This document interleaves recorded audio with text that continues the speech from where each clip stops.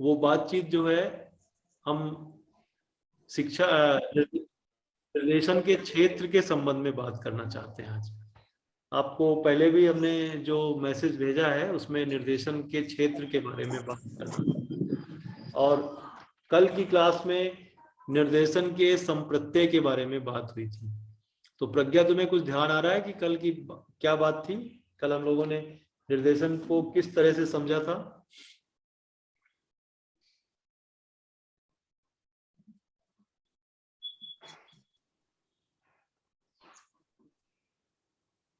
आवाज सुन पा रही हो प्रज्ञा? हाँ सर, आ रही है सर, आवाज नहीं आ रही। हाँ, कल जो निर्देशन के कॉन्सेप्ट के बारे में हम लोग बात कर रहे थे, वो तुमने क्या समझा था?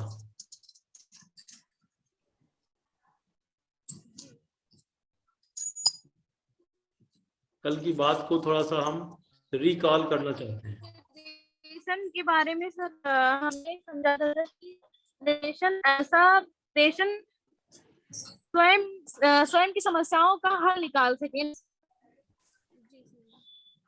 बढ़िया, बहुत बढ़िया। वैसे तो निशा, तुम कल की क्लास में नहीं थी, लेकिन तुम क्या निर्देशन पर कुछ प्रकाश डाल पाओगी? क्या कुछ जानती हो निर्देशन क्या है?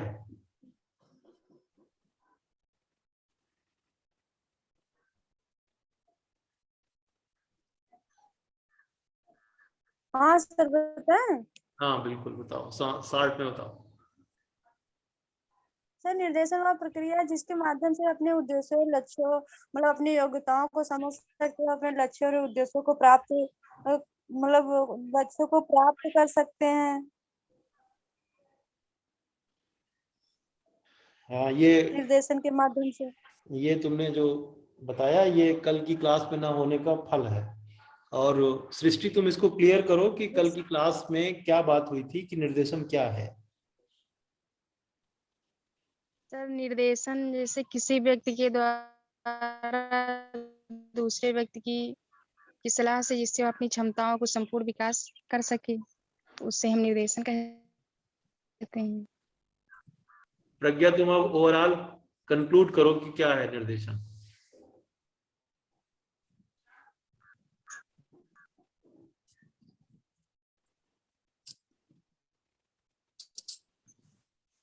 प्रज्ञा, सुन पा रही हो?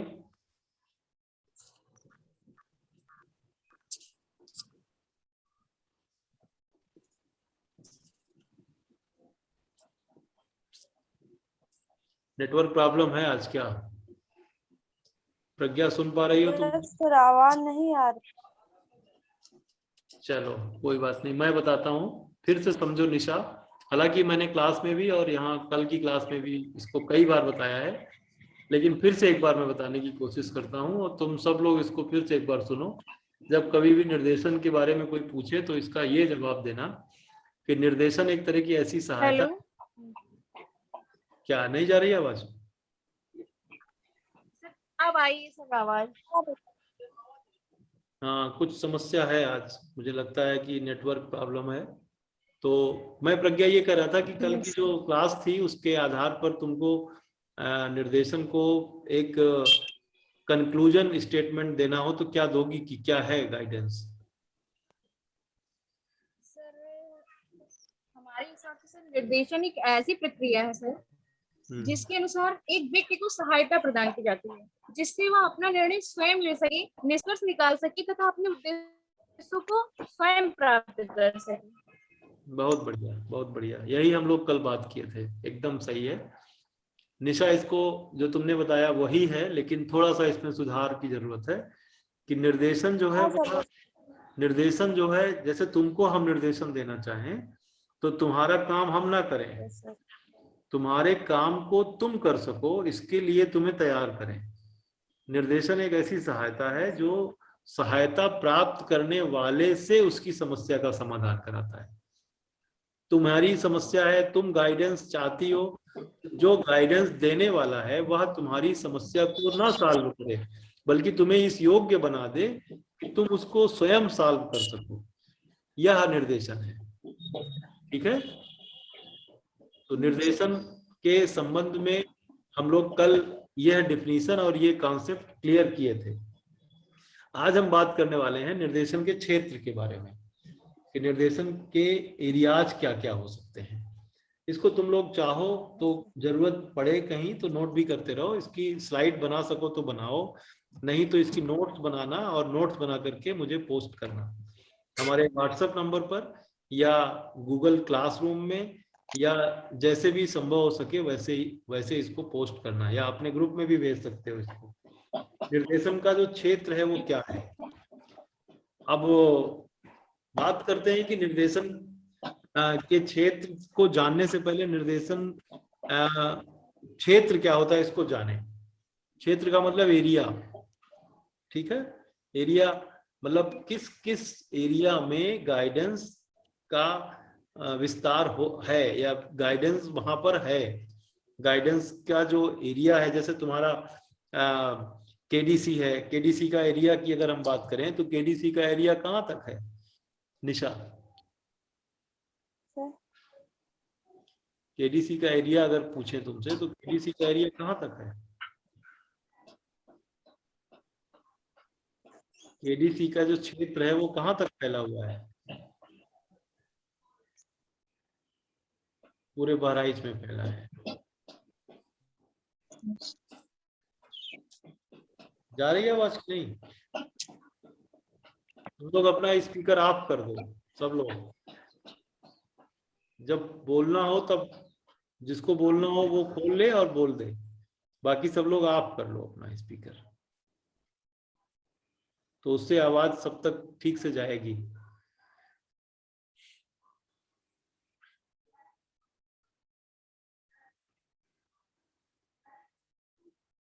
तो केडीसी का जो एरिया है वो पूरा बहराइच है। बहराइच से जहां जहां से भी विद्यार्थी पढ़ने आता है वह सब केडीसी का एरिया है। इसी तरह से जो निर्देशन का एरिया है वो मोटे तौर पे पूरा जो शिक्षा का एरिया है वही निर्देशन का एरिया है। शिक्षा के एरिया में क्या क्या आता है? शिक्षा का जो क्षेत्र है उसमें क्या आता है? शिक्षक आता है। शिक्षा के क्षेत्र में शिक्षार्थी आता है। शिक्षा के क्षेत्र में पाठ्यक्रम आता है। शिक्षक, शिक्षार्थी और पाठ्यक्रम, या तीनों इस के एरिया में आते हैं। शिक्षक से जुड़ी हुई समस्याएं सारी, शिक्षा के संबंध, शिक्षक के संबंध में जो भी उसकी समस्याएं हैं, उसका समायोजन, उसका पढ़ने पढ़ाने से संबंधित जो समस्याएं हैं, कक्षा में जो समस्याएं हैं, वो जो कुछ भी है वह निर्देशन के शिक्षक के क्षेत्र के अंतर्गत आएगा। छात्र का जब मामला होता है तो छात्र से संबंधित जितनी भी समस्याएं हैं, जो छात्रों से जुड़ी हुई प्रॉब्लम्स है, वो छात्रों की जुड़ी हुई जो प्रॉब्लम्स को जितनी भी समस्याएं विद्यार्थियों की हैं वह भी निर्देशन का सारा क्षेत्र है। इसी तरह पाठ्यक्रम से संबंधित जो भी समस्याएं हैं वह भी निर्देशन का क्षेत्र है। तो निर्देशन का जो क्षेत्र है वो बहुत ही व्यापक है। अगर हम सोचें तो अकेले विद्यार्थी का ही जो क्षेत्र है वो भी बहुत व्यापक है। एक विद्यार्थी के क्षेत्र के बारे में अगर हम सोचें तो तुम्हारा जो क्षेत्र है, तुम चाहते क्या हो? तुम चाहते हो कि तुम्हें ये पता चल जाए कि कौन सा विद्यालय ठीक है, तुम चाहते हो कि तुम्हें ये पता चल जाए कि कौन सा विषय ठीक है, तुम चाहते हो कि तुम्हें ये पता चल जाए कि तुम्हारे घरों में पढ़ने की सारी परिस्थितियां अच्छी कैसे हो सकती हैं, तुम्हें यह जरूरत है कि तुम्हारे अंदर का जो स्ट्रेस है, तुम्हारे अंदर का जो तनाव है वो कैसे कम हो जाए।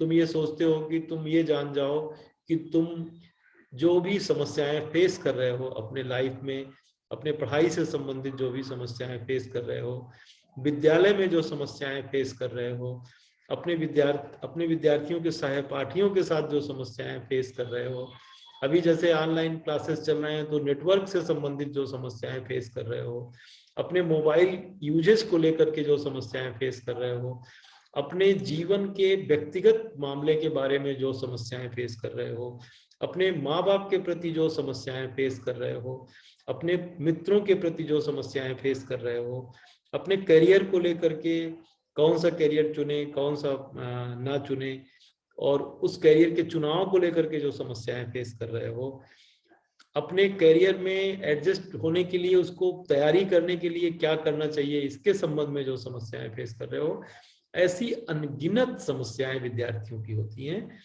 इसका मतलब ये हुआ कि विद्यार्थी का अपना ही अकेला ऐसा क्षेत्र है जो बहुत व्यापक है। इतना व्यापक है कि विद्यार्थी का अकेले का जो अपना क्षेत्र है वो इतना व्यापक है। उस व्यापकता को देखते हुए ये कहा जाए अगर कि निर्देशन के क्षेत्र में तो तीनों आते हैं, विद्यार्थी भी आता है, शिक्षक भी आता है और पाठ्य वस्तु भी आती है। तो जब सिलेबस, प्यूपिल और टीचर सब की बात जब हम करते हैं तो कितना बड़ा व्यापक क्षेत्र हो जाएगा। इसका हम लोग सहज अनुमान लगा सकते हैं कि निर्देशन कितना व्यापक है। निर्देशन की व्यापकता इसी बात में आ जाती है कि एक मैंने उठाया कि विद्यार्थी की समस्या, विद्यार्थी के समस्याओं को सारा का सारा जो उसका आकाश है, उसका जो एक प्लेटफॉर्म है वो इतना लेंदी है, इतना बड़ा है। तो विद्यार्थी के साथ जब पाठ्यक्रम जुड़ जाएगा और उसके साथ शिक्षक की भी समस्या जुड़ जाएगी तो फिर निर्देशन का क्षेत्र कितना व्यापक हो जाएगा। और तुम सब लोग ये जानो कि निर्देशन की जो एरिया है, उस निर्देशन के एरिया में ऐसी सारी समस्याएं आती हैं जो शिक्षा को स्पर्श करती हैं, जो एजुकेशन को स्पर्श करेगी। कोई भी प्रॉब्लम, वो सारी प्रॉब्लम शिक्षा को भी स्पर्श करेगी, निर्देशन को भी स्पर्श करेगी। इसका इतना मैं डिस्कनेक्ट हो गया था। तुम लोग को आवाज जा रही है? बेटा थोड़ा सा डिस्कनेक्ट हो गया था। डिस्कनेक्ट हो गया। आवाज आ रही है? आवाज जा रही है सर? अब आई, पता आवाज ही नहीं आ रही थी। नहीं, ये यहाँ पे नेटवर्क प्रॉब्लम है सर। डिस्कनेक्ट हो गए थे हम। चलो कोई बात नहीं, फिर से कनेक्ट हो गए। तो हम ये कह रहे थे कि जो निर्देशन का क्षेत्र है वो बहुत व्यापक है। कहाँ तक बात पहुंची थी सृष्टि?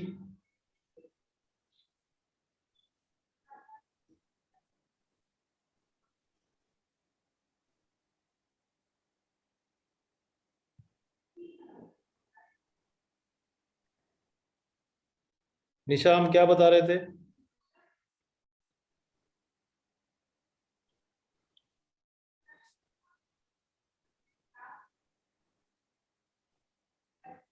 सर मतलब निर्देशन के क्षेत्र के सर बारे में बता रहे थे। क्या बता रहे थे? बहुत व्यापक है ये बता रहे थे? Yes sir. यस सर, बता रहे थे बहुत व्यापक है। और निर्देशन के क्षेत्र में सर करियर का निर्देशन सर, ये मैं कह रहा था कि जो विद्यार्थी है उसका ही क्षेत्र बहुत व्यापक है। तो विद्यार्थी इसमें शामिल है और शिक्षक इसमें शामिल है और पाठ्यक्रम शामिल है। सारी समस्याएं जो हैं पाठ्यक्रम की, विद्यार्थी की और शिक्षक की, वह सब निर्देशन की समस्या है। तो शिक्षा को जो भी स्पर्श करता है, जो भी बिंदु शिक्षा को स्पर्श करता है, वह निर्देशन का भी क्षेत्र हो जाता है ना। तो इसमें एक चीज, खास चीज मुझे जो बताना है वो ये है कि निर्देशन में थोड़ा सा ज्यादा होता है, शिक्षा से भी ज्यादा होता है। क्योंकि कई बार ऐसा होता है कि है तो ये शिक्षा का एक पार्ट, निर्देशन शिक्षा का एक पार्ट है, लेकिन शिक्षा शुरू होने से पहले ही निर्देशन शुरू हो जाता है और शिक्षा समाप्त होने के बाद भी निर्देशन चलता रहता है। हालांकि शिक्षा आजीवन चलती है, जन्म से लेकर मृत्यु तक चलती है, लेकिन यहाँ पर जो औपचारिक शिक्षा की बात है उसमें हम जब स्कूल में आते हैं, स्कूल से निकलते हैं, तो औपचारिक रूप से शिक्षा हमारी शुरू होती है और पूरी होती है। तो यहाँ पर जो बिंदु शिक्षा को स्पर्श करते हैं, विद्यालय को स्पर्श करते हैं, जो बिंदु विद्यार्थी से जुड़ते हैं, जो बिंदु शिक्षक से जुड़ते हैं, जो बिंदु पाठ्यक्रम से जुड़ते हैं, इसके अलावा वह भी बिंदु है जो इन सबको प्रभावित करते हैं। जैसे घर का वातावरण है और सीखने सिखाने से संबंधित जो प्रॉब्लम्स हैं उसके लिए पीछे की क्या बात है और आगे हम उसमें कैसे समायोजित हो सकते हैं, इन सब की चर्चा इन सब का जो विषय है वह निर्देशन का क्षेत्र के अंतर्गत आता है। तो इसका एक डिटेल नोट्स तुम लोग बनाना कि निर्देशन के क्षेत्र में क्या क्या चीजें आती हैं। और दूसरी एक चीज यहाँ पे डिस्कस करना है, उसको कहीं नोट भी कर लो कि निर्देशन की जो प्रक्रिया है उसके प्रमुख अंग कौन कौन से हैं। निर्देशन की प्रक्रिया के प्रमुख अंग कौन कौन से हैं।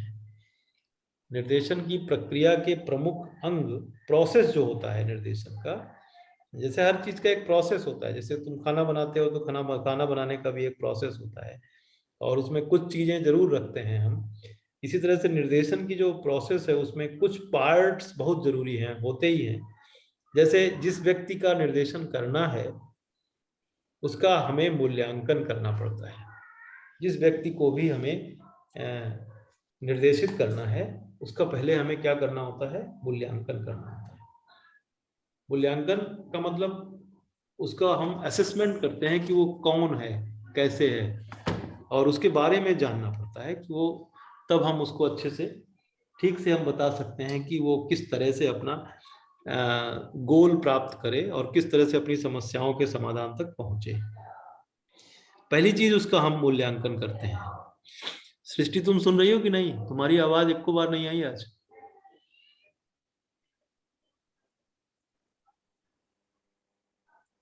सुन पा रही है कि नहीं है? कम से कम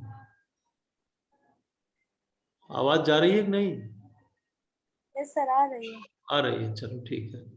तो मैं ये कह रहा था कि जैसे किसी को गाइड करना है तो सबसे पहले क्या करना है, उसका मूल्यांकन करना है, उसको समझना है कि वो कौन है और वो कितने पानी में है, मतलब उसकी क्या है, उसकी जो अचीवमेंट लेवल है, उसकी जो इंटेलिजेंस लेवल है, उसकी जो इंटरेस्ट लेवल है, उसकी जो कैपेसिटी लेवल है, उसकी सारी जो क्षमता है वो किस स्तर की है।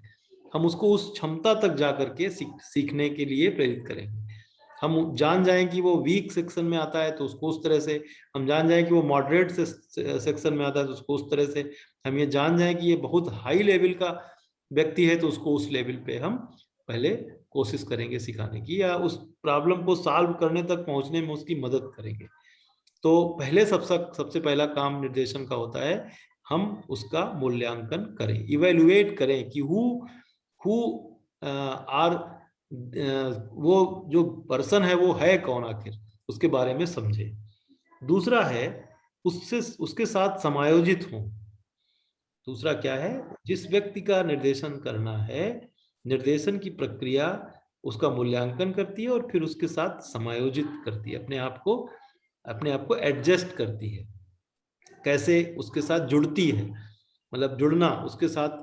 जैसे सपोज करो प्रज्ञा, जैसे सपोज करो कि तुम्हें एक कम बुद्धि वाले व्यक्ति को गाइड करना है, तो तुम क्या करोगी?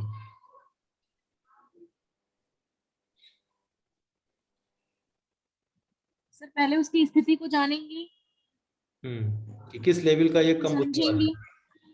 ये जानेंगे कि वो किस लेवल का कम बुद्धि वाला व्यक्ति है ना। हमने तुमको बता दिया कि ये कम बुद्धि वाले व्यक्ति का तुम्हें गाइडेंस करना है, तो तुम पहले ये जानने की कोशिश करोगी कि उसका आईक्यू लेवल क्या है। ठीक है, वेरी गुड। ये इवेल्युएशन तुम करोगी, उसके बाद क्या करोगी? सर उसकी समस्याओं के साथ उसको समायोजित करेंगे। अपने को समायोजित करोगी, यही मैं बताना चाह रहा था। अपने को समायोजित करोगी। जैसे मान लो कि कोई किसी का आईक्यू लेवल कम है, उसको दूसरी भाषा में निशा, किसी कम आईक्यू लेवल वाले व्यक्ति को दूसरी भाषा में हम क्या कहते हैं?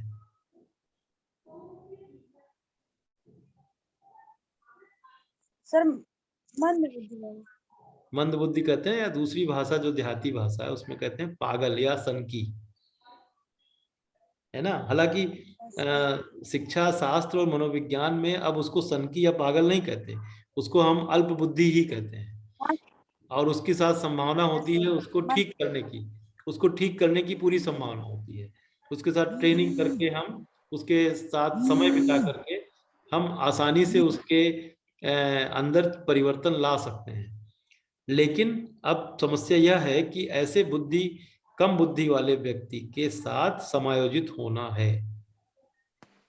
अब कम बुद्धि वाले व्यक्ति के साथ समायोजित होना है तो तुम्हें गुस्सा आएगी, क्रोध आएगी, और कभी कभी उसका ऐसा बिहेवियर होगा, कभी कभी उसका ऐसा बिहेवियर होगा कि जो तुम्हें विचलित करेगा।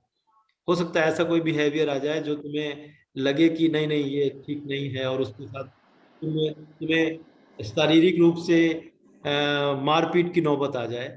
तो इन सब चीजों के साथ तुम्हें उसको गाइड करना होता है। ठीक है, इस बात को समझ पाई सृष्टि, मैं क्या कहना चाह रहा हूँ? मतलब मैं जिसको गाइड करना चाह रहा हूँ उसको समझ जाऊं कि वो कौन है, और उसके धरातल पर कौन बन रहा है भाई ये, उसके स्तर पर उतर करके हमें उसको गाइडेंस देना होगा। अब बात यह है कि उसकी समस्याएं जो हैं उन समस्याओं को समझना और ये जानना कि इस लेवल का ये व्यक्ति है, मूल्यांकन करना, उसके साथ समायोजित होना, और जब उसके साथ हम समायोजित हो जाते हैं तो फिर उसको हम चेंज करते हैं। उसके अंदर जो समस्याओं के होने के पीछे का जो व्यवहार है जिसके कारण वो समस्या समाधान तक नहीं पहुंच पा रहा है, उन कारणों को दूर करके हम उसके लिए नए नए विकल्प पैदा करेंगे कि वह अपनी समस्याओं को इन विकल्पों के माध्यम से हल करेगा। तो इसको कहते हैं निर्देशन का तीसरा स्टेप, जिसको बोलते हैं नवीनीकरण। उसके व्यवहार में नयापन घोलने की कोशिश करेंगे, उसको समझेंगे, उसके साथ समायोजित होंगे, और उसको क्या करेंगे, उसको उसकी समस्याओं को नवीनीकरण करने की कोशिश करेंगे। उसको हम एक नया आकार देंगे कि वो किस तरह से अपनी समस्याओं को सॉल्व करेगा, खुद सॉल्व करेगा। फिर इसके बाद चौथी चीज होती है डेवलपमेंट। हम पूरी तरह से लागू कर देंगे कि वह अपनी समस्याओं को अपने तरह से हल करने की तरफ बढ़े, विकसित करे अपने आप को। और यही 4 स्टेप निर्देशन में होते हैं, और इसी को कहते हैं निर्देशन प्रक्रिया के अंग। इसको ध्यान से समझ लो और इसमें नोट भी कर लो कहीं कि 4 अंग होते हैं। एक मूल्यांकन होता है, दूसरा समायोजन होता है, तीसरा नवीनीकरण होता है, और चौथा विकास होता है। समझ में आ गई बात? Any doubt? Any doubt? कुछ पूछना है? अब हम आगे बढ़ते हैं। निर्देशन के सिद्धांत। निर्देशन के सिद्धांत का मतलब क्या है? निर्देशन के सिद्धांत का मतलब है कि निर्देशन में क्या क्या चीजें जरूरी हैं, होनी चाहिए, निर्देशन कैसा होना चाहिए। निर्देशन के सिद्धांत का मतलब है कि निर्देशन कैसा होना चाहिए, निर्देशन किस तरह का होना चाहिए, वही निर्देशन का सिद्धांत है। यहाँ पर निर्देशन के सिद्धांत का मतलब यही है कि निर्देशन किस तरह का होना चाहिए। ठीक है, तो इसमें निर्देशन किस तरह का होना चाहिए, एक तरह का है कि निर्देशन जो है वो भेदभाव वाला नहीं होना चाहिए। निर्देशन की प्रक्रिया सबके लिए होती है। निर्देशन एक ऐसी प्रक्रिया है जो सर्वसुलभ हो, सबके लिए हो। निर्देशन एक ऐसी क्रिया है जो सतत रूप से चलती रहे। एक सिद्धांत है उसका सततता का, निरंतरता का सिद्धांत है ना, एक सर्वसुलभता का सिद्धांत। ऐसे चाहे तो कहीं नोट भी कर ले। निर्देशन के सिद्धांतों में एक सिद्धांत है सर्वसुलभता, एक सिद्धांत है उसका निरंतरता या सततता, एक सिद्धांत है उसका व्यापकता। निर्देशन बहुत व्यापक होता है, अभी हमने आपको निर्देशन के क्षेत्र के साथ इसकी चर्चा की थी।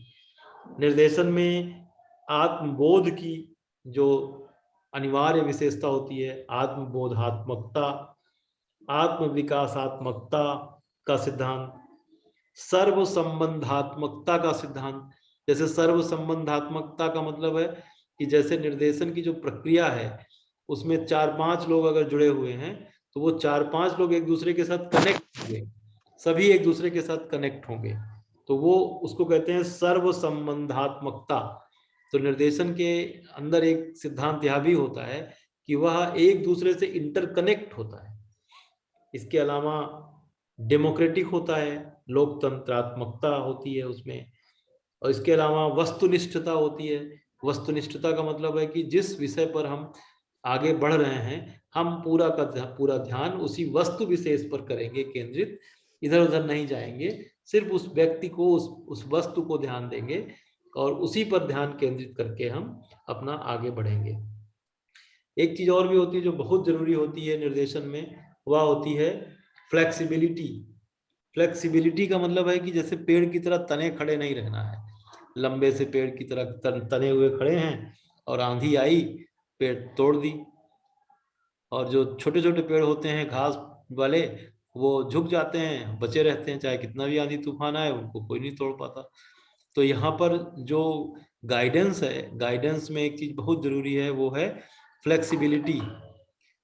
जैसे किसी बहुत तेज बुद्धि वाले व्यक्ति के साथ तुम गाइडेंस की प्रोसेस में हो और उस तेज बुद्धि वाले व्यक्ति ने तुम्हें कुछ अपशब्द बोल दिए, उल्टे सीधे शब्द बोल दिए। जैसे हम मान लो पढ़ा रहे हैं किसी को, जैसे मान लो प्रज्ञा है, सृष्टि है, निशा है, इन तीनों लोगों का जो है IQ लेवल बहुत अच्छा है, मुझसे अच्छा है। तो कोई चीज हम बार बार समझाने की कोशिश कर रहे हैं, बहुत बार एक ही चीज को बार बार समझा रहे हैं, तो उसी में प्रज्ञा ने कह दिया, अरे सर इसके आप आगे भी बढ़िए कि आप उसी में पढ़े हैं, ये एक चीज कितनी देर समझाएंगे आप। तो ये कई बार ऐसा है कि ये बात बुरी लग जाती है किसी टीचर को, उसको लगता है कि अरे हम बता रहे हैं और ये हमको डांट रहे हैं, हमारे विद्यार्थी होकर के हमको ये डांट रहे हैं, हमको पॉइंट आउट कर रहे हैं, हमको अंडरलाइन कर रहे हैं। तो यहाँ पर जो फ्लेक्सिबिलिटी है स्टूडेंट की, एक गाइड की और एक गाइडेंस प्राप्त करने वाले की, दोनों के साथ एक ऐसी फ्लेक्सिबिलिटी होनी चाहिए कि खास तौर से जो गाइड कर रहा है उसके तरफ से फ्लेक्सिबिलिटी होनी चाहिए। जैसे एक दिमाग में टीचर को रहता है, निशा, यस सर। टीचर और स्टूडेंट में कौन श्रेष्ठ है?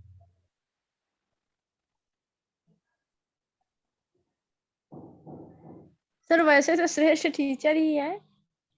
अरे ऐसे वैसे नहीं, जैसे तुम जानती हो वैसे बताओ।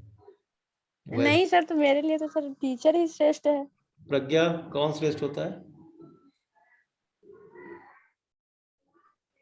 गई, भाग गई। सृष्टि, श्रेष्ठ कौन होता है? टीचर टीचर होता है। तुम टीचर के प्रेशर में बोल रही हो। खैर चलो, यहाँ पर एक जो यह भाव है, जैसे नहीं सर ऐसी बात नहीं है। चलो ठीक है, जनरल भाव एक जो है वो यही है कि टीचर जो है वो क्या है? श्रेष्ठ है। ठीक है, एक जनरल भाव है, जैसे पिता श्रेष्ठ है, जैसे माँ श्रेष्ठ है, जैसे बड़ा भाई श्रेष्ठ है, हर बड़ा जो है श्रेष्ठ है। ठीक है, ठीक है ना, ये क्लियर है ना? जो भी बड़ा है हमसे वो श्रेष्ठ। ठीक, लेकिन क्या टीचर गलत नहीं हो सकता? हो सकता है ना? हाँ मतलब हो सकता है सर। क्या ऐसा हो सकता है कि कभी कभी टीचर से ज्यादा अच्छी जानकारी विद्यार्थी को हो सकती है आजकल के टेक्नोलॉजी के युग में? हाँ सर हो सकता है। हाँ ये भी हो सकता है, ये भी हो सकता है, बिल्कुल, वेरी गुड। तो यहाँ पर गाइडेंस जो दे रहा है उसको इस बात के लिए फ्लेक्सिबल होना चाहिए कि अगर सर कोई जैसे वो अपने क्लास में सर वो पढ़ाते हैं। Yes sir. कौन पढ़ाते हैं? तो जैसे वो सर पढ़ा रहे हैं अपने में, भरत भूषण सर। तो अपने क्लास में तो सर उनकी पढ़ाई सर किसी बच्चे को समझ में नहीं आती है सर। सब बोर होने लगते हैं उस सर को। चलो और सर वो उनका पढ़ाने का सर टाइटल भी सर इसी तरह है। अच्छा, कैसे है? सर वो ऐसे बुक रख लेंगे आगे और फिर जैसे सर छोटे बच्चे को बुक पढ़ाया जाता है कि तुम पढ़ो हम सुन रहे हैं, ऐसे सर पढ़ते चले जाएंगे। मतलब बच्चों पे ध्यान नहीं देंगे कि बच्चे सुन रहे हैं या नहीं सुन रहे हैं, कुछ पे ध्यान नहीं देंगे। बस जैसे बेल पूरा हो जाएगा बस कहेंगे ठीक है अब जा रहे हैं, बस ऐसे पढ़ाते हैं। तो तुम लोग उन पर क्रॉस क्वेश्चन नहीं करती? सर करते हैं, बस चलो वो कहते हैं कि अच्छा हम जो कह रहे हैं उसको ध्यान से सुनो। हाँ, धीरे धीरे करके चीजें सही होगी, अभी पहला साल है, धीरे धीरे करके सही होगी चीजें। तो निशा, मैं ये कह रहा था कि जैसे यहाँ पर गाइडेंस में एक चीज जो विशेष है वो है फ्लेक्सिबिलिटी। फ्लेक्सिबिलिटी में ये है कि जब हम किसी को गाइड करते हैं तो अपने से जिसको हम गाइड कर रहे होते हैं वह जो गाइडेंस प्राप्त कर रहा है वो भी कभी ऐसा सुझाव दे देता है जिसको हमें मान लेना चाहिए। जैसे हम कह रहे हैं कि इसका यह तरीका है, इस तरह से तुम आगे बढ़ोगे तो अपनी समस्या तक पहुंच जाओगे, अपनी समस्या की सलूशन तक पहुंच जाओगे। लेकिन बीच में रोक करके हमको सृष्टि ने कहा कि नहीं नहीं सर, हम सोचते हैं कि इसको अगर इस तरह से चलें, इस तरह से करें तो और आसानी से समस्या तक पहुंच जाएंगे। तो मैंने अपने हिसाब से सेट किया था कि इसको इस तरह से बताएंगे, और किसी श्रेष्ठ विद्यार्थी ने उसको ये बताया कि नहीं, इसको हम ऐसे नहीं, अगर ऐसे करें तो ज्यादा ठीक होगा। तो यहाँ पर गाइडेंस देने वाला अपने नियम कानून को बदल लेगा, वह रिजिड नहीं रहेगा अगर कोई बेहतर सुझाव आ गया तो। इसलिए गाइडेंस में एक सिद्धांत होता है फ्लेक्सिबिलिटी का, जिसको कहते हैं लचीलापन। तो यह लचीलापन बहुत बहुत महत्वपूर्ण है, और जीवन में भी इसका बहुत ही इस्तेमाल है ना। हर समय अपने को सही से करने से अच्छा होता है कि किसी मामले में अगर आप गलत हैं, कोई आपको पॉइंट आउट कर रहा है तो आप एक्सेप्ट करते हुए आप अपनी अच्छी चीज को उससे ग्रहण करके, चाहे वो कोई भी हो सकता है, वो तुम्हें पसंद ना हो, इसके बावजूद भी अगर उसकी कोई अच्छी बात है तो उसको हमें अपने लाइफ में मान लेना चाहिए। बिल्कुल, यही एक चीज खास बात है। तो आज की क्लास में बस इतना ही। हम लोग कल निर्देशन के महत्व, आवश्यकता और इसके अगले चैप्टर के बारे में बात करेंगे, और एक एक करके हम सारे चैप्टर्स के सारे पॉइंट्स इस पेपर के करीब करीब समाप्त करेंगे। एक बार फिर से इसका सर आपसे रिक्वेस्ट है सर, फर्स्ट पेपर का सर संभाल लीजिए। फर्स्ट पेपर क्या है सर? Comparative education. कौन पढ़ाता है? सर अर्चना मैम पढ़ाती हैं। तो उसमें समस्या है? हाँ सर, उसमें बहुत समस्या है। तो चलो अच्छा, मुझे सर अभी उसमें सर फर्स्ट मतलब एक लेसन, एक यूनिट 2 यूनिट पूरी हुई होगी सर बस। तो तुम और सर वो टफ भी लग रहा है हमको। तुमसे ये रिक्वेस्ट है